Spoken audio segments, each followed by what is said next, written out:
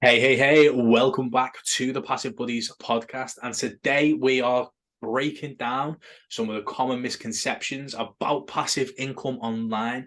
And we're going to give you the secrets to generating passive income online. Of course, we would not be able to do this episode without the boring passive income coach, Brandon, the co host. I might have got your title wrong, so I apologize. But hey, bud, you okay? Yeah, it's the boring passive income guy. And Of right when course. you said coach, you're like, that's probably not his title. You probably just that flashed in your mind, I'm sure. But yeah, we are talking about boring passive income today and the misconceptions behind it, because there are a lot of misconceptions behind just passive income in general, and we're going to go over those today. Brian, you want to start us off with what we were talking about? Yeah, of course. So, like, obviously, to be fair, passive income is ridiculously important. If you can't make money while you sleep, you will always be trading time for money, which we already know. We've seen the Warren Buffett quotes. Like, we know if you can't make money while you sleep, you'll be forever working. So it is super, super important to generate passive income. Brandon likes to turn the phrase, it's more recurring income than passive because of what we're about to talk about. Now, the biggest bugbear for me in passive income is everyone seems to treat it as black and white. It's either it's passive or it's not. If you have to lift a finger, it's not passive. And I completely disagree. And this is why, right? Okay. So I call it the passive income scale. Now, at the moment, like 90% of people are trading time for money. It's very, very active. Okay. So that's literally right at the start of the passive income journey. It's active income. If you're trading your time for every single hour, you've just got a job.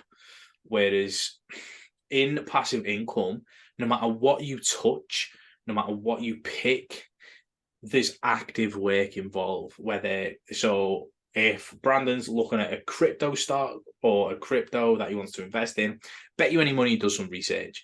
I bet you any Yeah. money when he invests, he probably keeps an eye on it.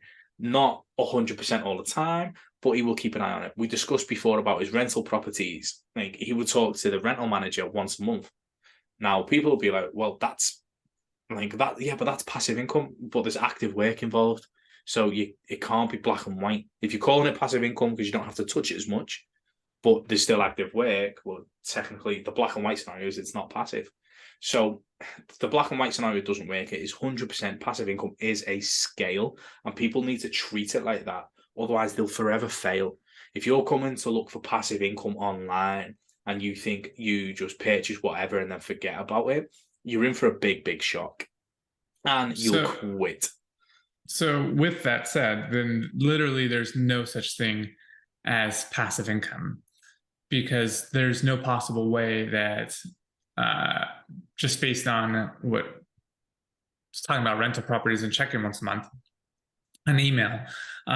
Because I mean, you think Social Security, you still have to go get the mail to open up Social Security or check your balance to make sure it's still there, that you received it or whatever. So, um, like, I think there is. What I guess how would you describe passive income then?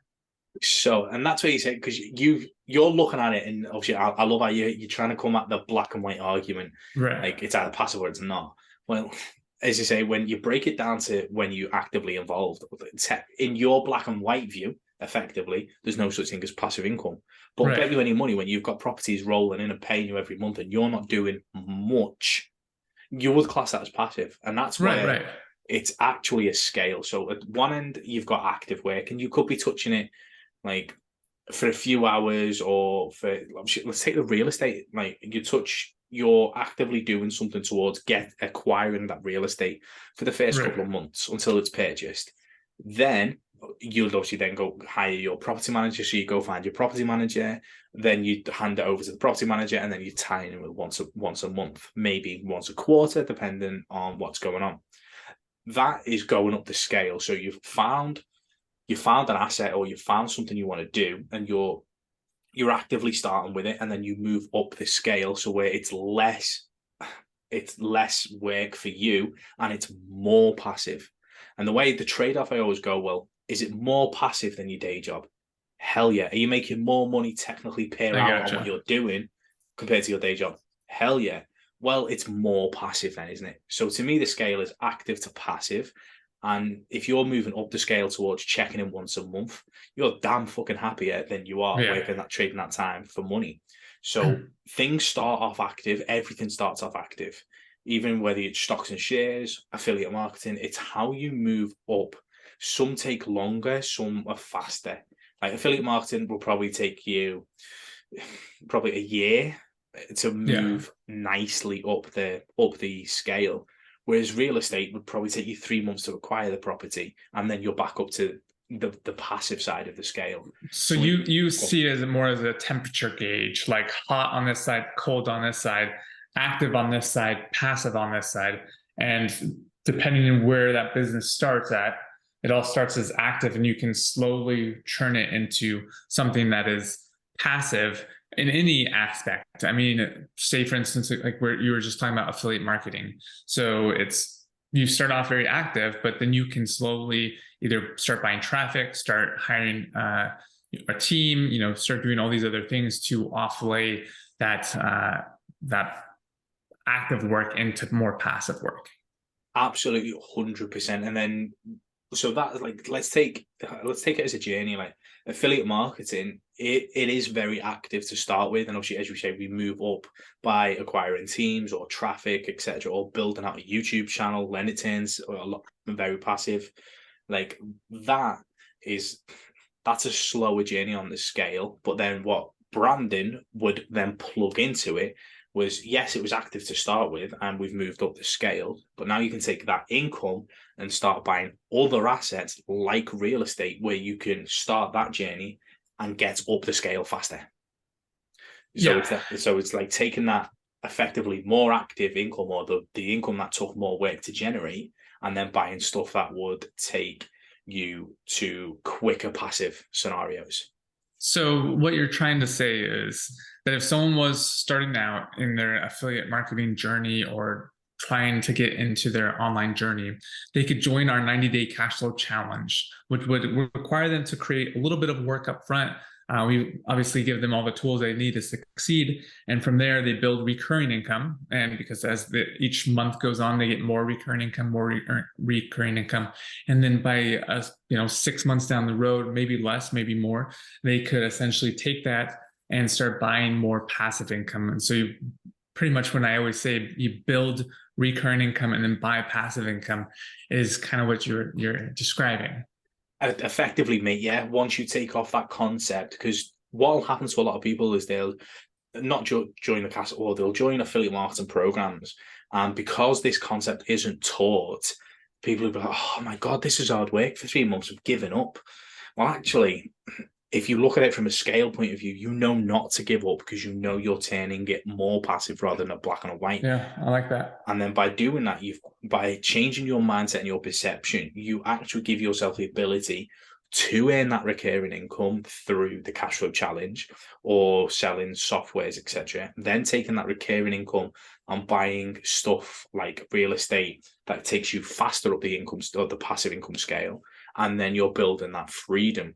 But if everybody looked at passive income as black and white, nobody would get anything done. Yeah. Nobody would achieve wealth, because oh my god, finding the right property is taking me longer than I thought than a day. I'm going back to work. This is too hard. This is a scam. Like it's literally that type of thing. So passive income and the scale is a mindset. If you can adopt that scale mindset, you will not quit in 3 months because it's a little bit more work than you wanted. You will understand that it's a journey, and you will then be able to start buying more accelerated passive income streams. It's probably the best way to call them. Yeah, I mean right now I'm looking at buying 2 new cars because I rent my cars out on an app that generates me rental income. So it's like Airbnb for your car. And so I'm taking my recurring income from the 90-day cash flow challenge and buying passive income and buying cars to rent out on an Airbnb essentially. So pretty cool stuff. That's one thing I'm doing, but like you look at, I don't know if it was this podcast or the previous podcast, but we talked about like Ashley making 5 sales I think it was 6 sales within 24 hours. It turned out to be 6, yeah. Yeah, I think Rory has like 3. We have a bunch of people. Lee has 3. She's killing it. So like all these people are just killing it with their success in the program, which is pretty cool because they get to see that they're going really from active income to passive income, because each month the recurring subscriptions roll over and they're now building upon what they did the previous month. So Ashley has 6. Next month, if she does 6 again, she has 12 now. And then maybe 2 or 3 fall off and she makes 6 again. She's still at like 16 versus having to start over every single month. And that's the power of also building a recurring income business and turning it into a more passive income scale. Oh, you're 100% right, aren't you? So Ashley's now focusing on the lead generation for the cash flow challenge, and Right. we are doing all the coaching, the nurturing. So we're taking all that off her so she can just focus on bringing students in and helping them. And then from there, Ashley's going to get, and Rory and all of these people who are having success in the program are going to get to a situation where they can buy traffic or they can buy a appointment setter, and that just takes them right out of the concept, which means they've then moved it up a stage towards the passive income scale. Yeah. So having those, as you say, because it's recurring and because you can build on it each and every month, you're never starting from zero, which is an absolutely fantastic scenario. And as you say, people are coming and joining the affiliate side of Cashflow Challenge and building that recurring income. So as we said earlier, they can start getting themselves out of the day-to-day and moving up. Yeah, and we'll have a link down below for you guys to sign up for the 90-day cash flow challenge so that you get access to that. Like we said, we take care of all the coaching, pretty much everything within the community, which is pretty amazing because people are getting like results right away. And that's just because Brian's doing in there pretty much live coaching, I feel like every single day to help overcome like challenges that people are having with just common questions for new beginners that are just getting into the whole make money online space. So definitely check out the links down below. Brian, do you want to add anything to that? No, I think we've absolutely covered it. Obviously, passive income is more of a mindset than just a black and white scenario. So we've covered that, and we encourage you to build recurring income.